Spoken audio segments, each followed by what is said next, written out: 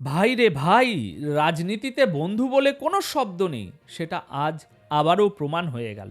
আর এই প্রমাণটা যিনি দিলেন তিনি আর কেউ নন, খোদ ডোনাল্ড ট্রাম্প। আচ্ছা, ভাবুন তো, আপনি আপনার সবচেয়ে ক্লোজ বন্ধুকে হোয়াটসঅ্যাপে বা মেসেঞ্জারে খুব গোপন একটা মেসেজ পাঠালেন, কোনো ষড়যন্ত্রের কথা বা কোনো বড় প্ল্যানিং।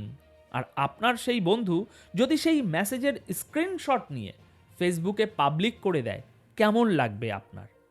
ঠিক এই কাজটাই করেছেন ট্রাম্প।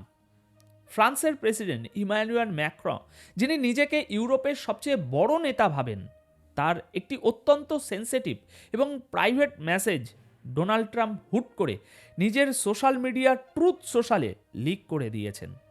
আর সেই মেসেজে কি লেখা ছিল জানেন? লেখা ছিল এমন এক ভয়ঙ্কর ষড়যন্ত্রের কথা, যা শুনলে তেহরান থেকে তেলাবিব সবার ঘুম হারাম হয়ে যাবে। ম্যাক্রো ট্রাম্পকে অফার দিচ্ছেন, এসো বন্ধু, আমরা মিলে ইরানে বড় কিছু করি। প্রিয় দর্শক, আজকের এই প্রতিবেদনে আমি আপনাদের এমন কিছু ডকুমেন্ট এবং লিক হওয়া তথ্য দেখাবো, যা প্রমাণ করে ওয়াশিংটন, প্যারিস আর তেলাবিবে এখন ইরানের কফিনে শেষ পেরেকটা ঠোকার প্রস্তুতি চলছে। ইসরায়েল বলছে তারা 700 মিসাইল খেতে রাজি, কিন্তু বিনিময়ে তাদের কি চাই জানেন? আর ট্রাম্প কেন ম্যাক্রোকে এভাবে সবার সামনে নগ্ন করে দিলেন? খাতা কলম নিয়ে বসুন, কারণ জিওপলিটিক্সের এই খেলাটা আপনারা আগে কখনো দেখেননি। স্বাগতম দর্শক বন্ধুরা, আপনাদের সকলকে আমি অনুপ বিশ্বাস, আর আপনারা দেখছেন এটাই রিয়ালিটি। দর্শক, গতকাল 20শে জানুয়ারি, তারিখটা মনে রাখবেন, বিশ্ব রাজনীতিতে একটা বড় শিফট হয়ে গেল। আচ্ছা, ঘটনাটা একটু খুলে বলি। গতকাল ডোনাল্ড ট্রাম্প একটা পোস্ট করলেন, সেখানে দেখা যাচ্ছে ইমানুয়েল ম্যাক্রঁ ট্রাম্পকে মেসেজ পাঠিয়েছেন, সম্বোধন করেছেন মাই ফ্রেন্ড বা আমার বন্ধু বলে। রাজনীতিতে এই বন্ধু ডাকাটাই সবচেয়ে বড় রেড ফ্ল্যাগ। ম্যাক্রো সেই মেসেজে ট্রাম্পকে মাখন লাগাতে গিয়ে এমন এক সত্য ফাঁস করে ফেলেছেন, যা ফ্রান্স এতদিন লুকিয়ে রেখেছিল। ম্যাক্রো লিখছেন, আমরা সিরিয়া ইস্যুতে একমত, আর আমরা চাইলে ইরানেও মিলেমিশে গ্রেট থিংস বা বড় কিছু করতে পারি। এখন প্রশ্ন হলো, এই বড় কিছু মানে কি?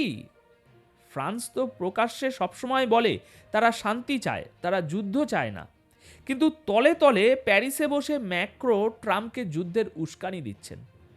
আসলে কি জানেন, ওয়াশিংটনে যে খিচুড়ি রান্না হচ্ছে তার ফোড়নটা কিন্তু প্যারিসেই দেয়া হচ্ছে। মজার ব্যাপার হলো, এই মেসেজে ম্যাক্রো গ্রিনল্যান্ড নিয়েও কথা বলেছেন। ট্রাম্পের অনেক দিনের শখ গ্রিনল্যান্ড কেনার। ম্যাক্রো অনেকটা এমনভাবে বলছেন, ভাই তুমি গ্রিনল্যান্ড নিয়ে যা করছো করো, কিন্তু ইরানের দিকে ফোকাস করো। মানে সোজা কথায়, গ্রিনল্যান্ড নাও, কিন্তু বিনিময়ে ইরানে হামলা করতে আমাকেও সাথে নাও। এখন কথা হলো, ট্রাম্প এই মেসেজ লিক করলেন কেন? দেখুন, এটা ট্রাম্পের একটা মাস্টার স্ট্রোক। তিনি বিশ্বকে এবং ইরানকে দেখিয়ে দিলেন, দেখো, শুধু আমি বা ইসরায়েল না, তোমাদের তথাকথিত সভ্য বন্ধু ফ্রান্সও আমাকে বলছে তোমাদের উপর হামলা চালাতে। এতে ম্যাক্রো এখন ব্যাকফুটে। পুরো বিশ্বের সামনে তার ডাবল স্ট্যান্ডার্ড ফাঁস হয়ে গেছে। এটাকে আমি পলিটিক্যাল ছ্যাঁচড়ামি ছাড়া আর কিছু বলতে পারছি না। কিন্তু এই ছ্যাঁচড়ামির আড়ালেই লুকিয়ে আছে একটা ভয়াবহ যুদ্ধের ছক। কারণ যখন কোনো রাষ্ট্রপ্রধান গোপনে অন্য রাষ্ট্রপ্রধানকে ডিনারের দাওয়াত দিয়ে যুদ্ধের প্ল্যান করে, তখন বুঝবেন ডাল মে কুছ কালা নেহি, পুরা ডাল হি কালা হয়। এবার আসি আজকের এই প্রতিবেদনের সবচেয়ে শকিং পার্টে। এটা শুনলে আপনার মনে হবে আমরা তৃতীয় বিশ্বযুদ্ধের ঠিক কতটা কাছে দাঁড়িয়ে আছি। ইরানের হ্যাকার গ্রুপ হান্ডালা সম্প্রতি ইসরায়েলি মিডিয়া এবং ইন্টেলিজেন্সের কিছু তথ্য হ্যাক করেছে, আর সেখান থেকে যে তথ্য বেরিয়ে এসেছে তা হাড় হিম করা। সোর্স হিসাবে তারা ইসরায়েলি পত্রিকা ইদিহত আহরনেতের কথা উল্লেখ করেছে। তথ্যটা কি? ইসরায়েল আমেরিকাকে একটা পরিষ্কার অফার দিয়েছে। অফারটা শুনলে মনে হবে এটা কোনো সুস্থ মস্তিষ্কের অফার হতে পারে না। ইসরায়েল বলছে, আমরা ইরানের দিক থেকে আসা 700 ব্যালিস্টিক মিসাইল হজম করতে রাজি আছি। আমাদের শহর জ্বলুক, ক্ষতি হোক, আমরা মেনে নেব। কিন্তু শর্ত কি?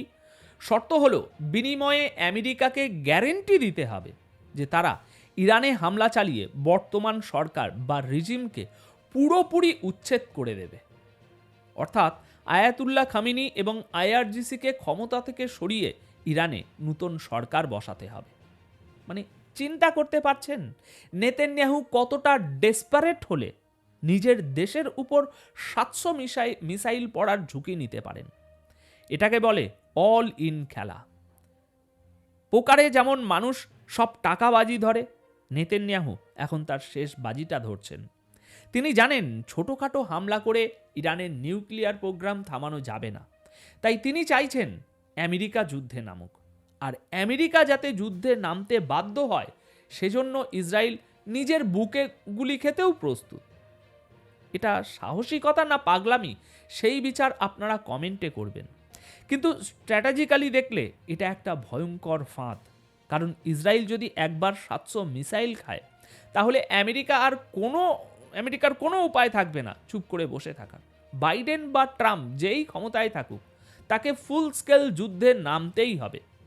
আর এই খবরটা যখন হান্ডালা লিক করে দেয় তখন বুঝতে হবে ইরানের কাছেও এই খবর আছে, তারাও জানে ইসরায়েল কি প্ল্যান করছে। আর যখন শত্রু আপনার প্ল্যান জেনে যায় তখন সে আগে হামলা বা প্রিএম্পটিভ স্ট্রাইক করতে দ্বিধা করবে না। এরই মধ্যে আগুনে ঘি ঢেলেছেন স্বয়ং নেতানিয়াহু।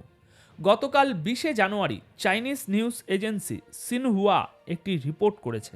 সেখানে নেতানিয়াহু ইসরায়েলি পার্লামেন্ট ন্যাসেটে দাঁড়িয়ে চিৎকার করে যা বলেছেন তা সাধারণ কোনো হুমকি নয়। তিনি বলেছেন, ইরান যদি এবার কোনো ভুল করে আমরা এমন আঘাত করব যা ইতিহাসে লেখা থাকবে, এমন শক্তি প্রয়োগ করব যা ইরান তার পুরো ইতিহাসে দেখেনি। আমার প্রশ্ন হলো, এই অদেখা শক্তি আসলে কি? নেতানিয়াহু যখন বলেন ইতিহাসে দেখেনি, তখন তিনি কি কোনো কনভেনশনাল বা সাধারণ বোমার কথা বলছেন? না দর্শক, বিশ্লেষকরা মনে করছেন তিনি হয়তো কোনো ট্যাকটিক্যাল নিউক্লিয়ার বা নতুন কোনো ইলেকট্রোম্যাগনেটিক পালস ইএমপি ওয়েপেনের ইঙ্গিত দিচ্ছেন। তিনি আরও বলেছেন ইরানের ভবিষ্যৎ কি হবে কেউ জানে না।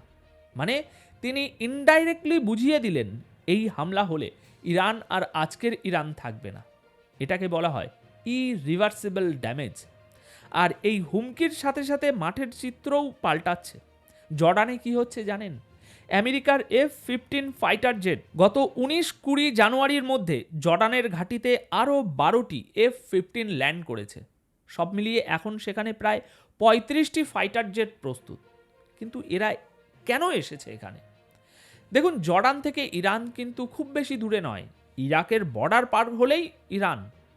ওদিকে ইরাক থেকে আমেরিকার সৈন্য সরছে, কিন্তু ঠিক সেই সময়েই সিরিয়ার জেল থেকে 1500 আইসিস জঙ্গি পালিয়ে গেছে, বা বলা ভালো পালিয়ে যেতে দেওয়া হয়েছে। টাইমিংটা লক্ষ্য করুন, সৈন্য সরছে আর জঙ্গি বের হচ্ছে। এই জঙ্গিরা এখন ইরাক হয়ে ইরানের বর্ডারে ঝামেলা পাকাবে, আর সেই অজুহাতে আমেরিকা আবার নতুন করে অ্যাকশন শুরু করবে। একেই বলে জিওপলিটিক্সের ডার্টি গেম। এখন আপনারা প্রশ্ন করবেন, ইরান কি বসে বসে আঙুল চুষবে? একদমই না। ইরানও জানে খেলাটা এবার আর কোনো ছোটোখাটো যুদ্ধে সীমাবদ্ধ নেই। আল জাজিরার একটা গ্রাফিক্স শেয়ার করেছে আল জাজিরা, যা দেখে পশ্চিমা বিশ্বের কপালে ভাঁজ পড়েছে। ইরান যদি দেখে তার পিঠ দেওয়ালে ঠেকে গেছে, তারা তাদের সবচেয়ে বড় অস্ত্রটা ব্যবহার করবে। না, সেটা পরমাণু বোমা নয়, সেটা হলো স্টেট অফ হরমুজ বন্ধ করে দেওয়া। বিশ্বের 20% তেল এবং গ্যাস এই সরু পথ দিয়ে যায়। ইরান যদি কাল সকালে এই পথটা ব্লক করে দেয় তাহলে কি হবে? এক নিমেষে ইউরোপ এবং আমেরিকার অর্থনীতি ধস নামবে। তেলের দাম $200 পার হয়ে যাবে। সুয়েজ খাল দিয়ে জাহাজ আসা বন্ধ হয়ে যাবে। ইসরায়েলে খাবার এবং পণ্য যাওয়া বন্ধ হয়ে যাবে। ইরান পরিষ্কার বলে দিয়েছে, আমরা ট্রেলারও দেখাইনি এখনো। তারা জানে ইসরায়েলের বিমান বাহিনী শক্তিশালী, কিন্তু ইরানের কাছে আছে ভৌগোলিক সুবিধা। তারা চাইলেই বিশ্ব বাণিজ্যকে জিম্মি করে ফেলতে পারে। নেতানিয়াহু বলছেন তিনি ইতিহাস গড়বেন, আর ইরান বলছে তারা ভূগোল বদলে দেবে। এই ইতিহাস আর ভূগোলের লড়াইয়ে মাঝখানে থেকে পিষে মরবে সাধারণ মানুষ। দেখুন, আমরা এমন এক সময়ে বাস করছি যেখানে সকালে ঘুম থেকে উঠেই হয়তো দেখব মধ্যপ্রাচ্যের মানচিত্র বদলে গেছে। ডোনাল্ড ট্রাম্পের মেসেজ লিক, ম্যাক্রোর গোপন ষড়যন্ত্র, ইসরায়েলের 700 মিসাইল খাওয়ার প্রস্তুতি, আর জর্ডানে ফাইটার জেটের সমাবেশ, এই সব কটি বিন্দুকে যদি আপনি এক লাইনে যোগ করেন তাহলে যে ছবিটা ফুটে ওঠে তা অত্যন্ত ভয়ঙ্কর। সবাই বলছে যুদ্ধ হবে না, যুদ্ধ হবে না, কিন্তু মনে করে দেখুন 12 দিনের যুদ্ধের আগেও সবাই একই কথা বলেছিল। হাজার হাজার মানুষ মারা গেল, নিউক্লিয়ার সায়েন্টিস্টরা মারা গেল। তাই এবার প্রস্তুতি তার চেয়েও অনেক বড়। ইসরায়েল সম্ভবত ইরানের তেল শোধনাগার বা নিউক্লিয়ার সাইটে নয়, বরং ইরানের লিডারশিপ বা শীর্ষ নেতাদের টার্গেট করে হামলা চালাবে। উদ্দেশ্য হবে সাপ না মেরে সাপের মাথাটা কেটে ফেলা। কিন্তু মনে রাখবেন, সাপ মরার আগে যে ছোবলটা দেবে তার বিষ নামাতে বিশ্ববাসীর বহু বছর লেগে যাবে। এখন আপনাদের কি মনে হয়, ইসরায়েল কি পারবে 700 মিসাইলের ধাক্কা সামলাতে, নাকি ইরান আগেই ইসরায়েলকে অচল করে দেবে? কমেন্ট করে জানান আপনাদের মতামত। আর হ্যাঁ, ভিডিওটা শেয়ার করতে ভুলবেন না, কারণ সত্যটা সবার জানা দরকার। দেখা হচ্ছে পরের প্রতিবেদনে। ততক্ষণ পর্যন্ত চোখ কান খোলা রাখুন, কারণ পিকচার এখনো বাকি আছে। ধন্যবাদ আপনাদের সকলকে।